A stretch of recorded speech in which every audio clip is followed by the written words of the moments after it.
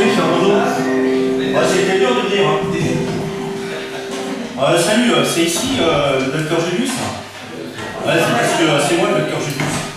Et il va falloir attendre 1860, et c'est là où va commencer notre récit. Il va falloir attendre 1860 pour faire tomber la barrière des fermiers généraux.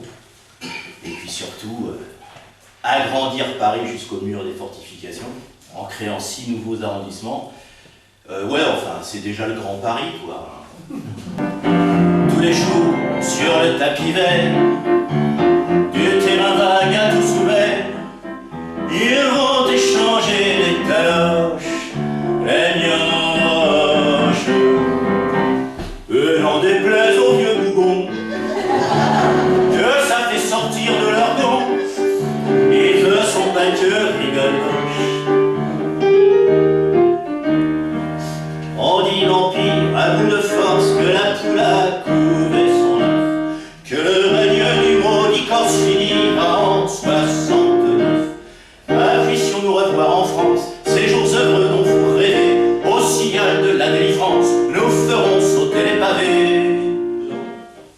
Maintenant, on va lancer les troupes à l'assaut, et Bismarck, enfin, s'il disait « Ah, les braves champs, ces Français, les Français sont des braves champs, ils tombaient comme des mouches. » On a perdu la guerre, et la Troisième République a commencé par un siège abominable.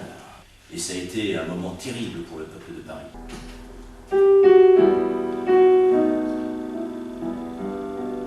On se nourrit d'épluchures, de chats, de chiens et de rats.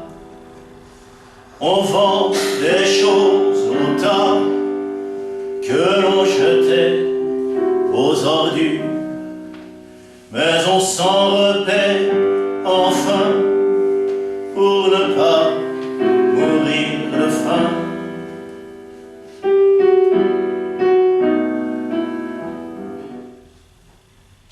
Et ça nous fait parler d'un nouveau personnage, un auteur, qui s'appelle Aristide Bruant. Il vient pour faire carrière dans la chanson, et puis il s'aperçoit qu'il y a une misère, et il voit ses gosses qui traînent partout. Il a écrit une chanson, c'est peut-être une des plus belles chansons sur les gamins de Paris. Ils vont tout droit au paradis, car ces petits-là sont des anges, des ruelles et des taudis. C'est les petits des grandes villes, les petits au cul mal lavé, contingent des guerres civiles qui poussent entre les pavés.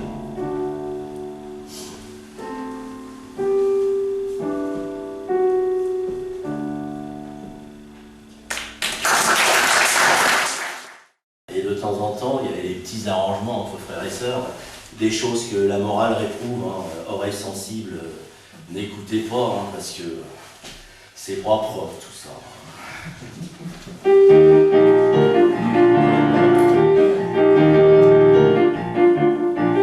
Papa, c'était un lapin qui s'appelait J.B. Chopin et qui avait son domicile à Belleville. Non, Fernando, là, on arrête, attends. Non mais, ils chantent pas, et ces gens-là. Pas normal, ça. Bon, je vais vous faire répéter, hein.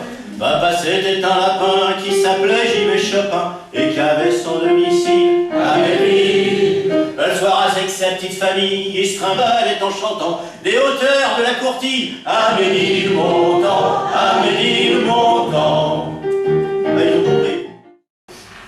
Il y avait beaucoup de sans-abri.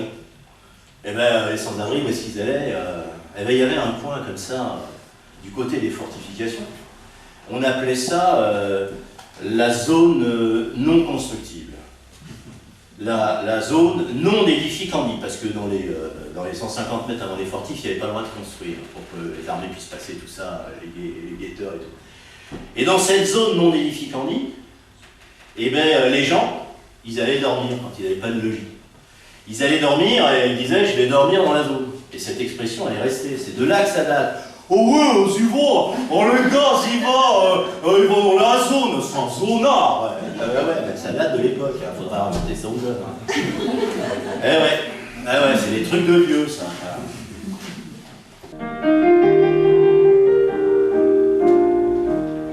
À présent, où vous voulez que j'aille, où vous auriez dit que je travaille, je pourrais bon, j'ai jamais appris. Va falloir que je vole ou que je tue. Hardi joyeux, pas vu, pas pris. Dans la rue, dans la rue.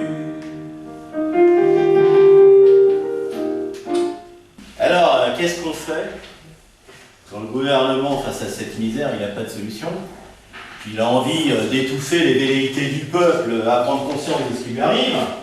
Eh bien moi, je vais vous dire ce qu'il fait. Il invente et il menace les gens de maladies. Et alors, c'est toujours des maladies en rang. C'est le sida, c'est la grippe, c'est l'Ebola, c'est le Zika. Ah, ben nous, à l'époque, on avait le choléra. Et le choléra, c'était un traumatisme à Paris, parce que le choléra, ça a été une maladie effroyable en 1832. On amasse des capitaux pour fabriquer les bières. On vendra les cercueils en gros à la porte des cimetières. Passer la monnaie, la choléra qui arrive. Mais la nôtre arrive, le monde en crèvera. La choléra qui arrive. De l'une à l'autre rive, tout le monde en crèvera. Les grands mouvements sociaux à Paris, même si le droit de réunion était autorisé, la préfecture de police interdisait toujours les mouvements sociaux. Ça n'existe plus ça aujourd'hui. Les travailleurs, ils veulent défiler dans la rue, on veut défiler dans la rue, et puis à un moment on interdit les manifs parce que, on sait pas quoi, les attentats, les trucs de sécurité, tout ça. Ben non, ça n'existe plus, à l'époque ça existait. Il fallait interdire les manifs parce que, il y avait les anarchistes, et puis voilà, c'était pas bon pour le peuple. Alors les gens, quand ils voulaient faire les mouvements sociaux, ils allaient dans les grands bastions ouvriers. Il est venu pour troubler le bétail, le grand bétail du métropolitain. Il est venu pour troubler le bétail, le grand bétail du métropolitain. Et on va pas se laisser faire, parce que nous on est les forces vives du travail, hein. Alors on va pas se laisser faire. Moi je tombe dessus, et tandis qu'il proteste, d'un grand coup de poing, j'y renfonce son chapeau. Il est parti, sans demander son reste, en faisant signe aux quatre municipaux. À la faveur de ce que j'étais brinquin, ils m'ont conduit jusqu'au poste voisin. Et c'est comme ça que j'ai fini de m'éteindre, le grand médecin, les métropolitains. Laissez-moi quand même, moi plus que les travailleurs sont présents. Le grand médecin, les métropolitains, c'est toujours sur les mêmes que ça. On a parlé du destin des filles parisiennes. Et c'était un destin difficile. C'était un destin difficile parce que la prostitution, la délinquance, tout ça à Paris, il y en avait beaucoup, hein. Et tout le monde le sait, hein. Tout ça, c'est la faute de l'immigration. C'est la faute de l'immigration. Hein. Les Auvergnats, les Ch'tis, hein, les Bretonnes. Et je vous parle pas des petites des pays de l'Est qui venaient sur les portes de Paris, hein, parce que la Moselle, l'Alsace, la Lorraine, Bismarck il a mis la main dessus et tout, hein. Pour élever l'innocent, elle a dû se mettre en carte et travailler le passant. À Montmartre, elle voit la main de Chopin, faut vraiment être gueuluche pour venir chercher son corps à Autruche.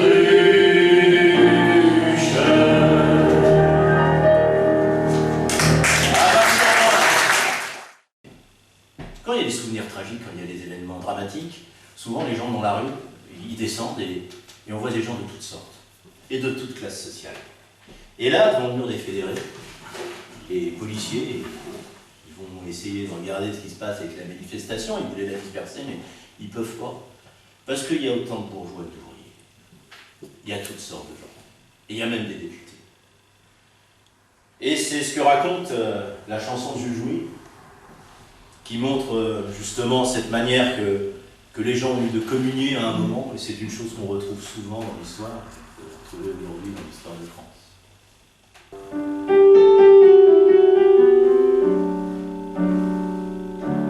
Autour de ce tombeau sans bon, le prolétaire au nez des lois, des héros de 71, écoute chanter les exploits. Est-ce la tempête ou la houle qui monte à l'assaut d'un écueil? C'est la grande voix de la foule, consolant les morts sans cercueil. Écoute, bon bourgeois qui tremble, pleurant ce qu'on croit oublier.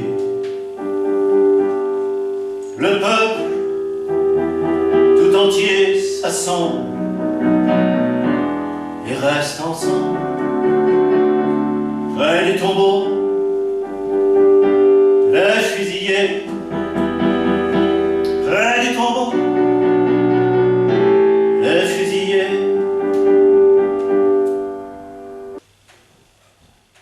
Alors quand on a un souvenir comme ça, très vivace, et qu'on est le gouvernement, qu'est-ce qu'on peut faire pour essayer de rétablir l'équilibre?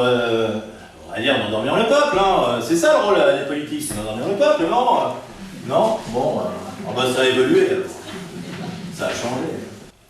On va se dire au revoir avec cette dernière chanson. Et puis, après, on papetera, hein. On papetera si vous avez envie. On tourne un verre, hein, si vous voulez.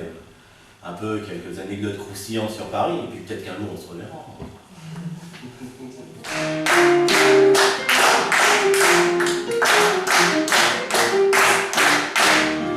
À la fin, j'invite quelques militaires à venir se rafraîchir un peu. Mais à force de licher les verres, ma famille met son petit grain. Je quitte le bras de ma belle-mère pour prendre celui d'une cantinière. Et le soir, lorsque nous rentrons, nous sommes tous complètement ronds. Ma sœur qui était en train ramenait un fantassin. Ma fille qui avait son plumet sur un cuirassier s'appuyait. La femme sans façon embrassait un dragon. Ma belle-mère au petit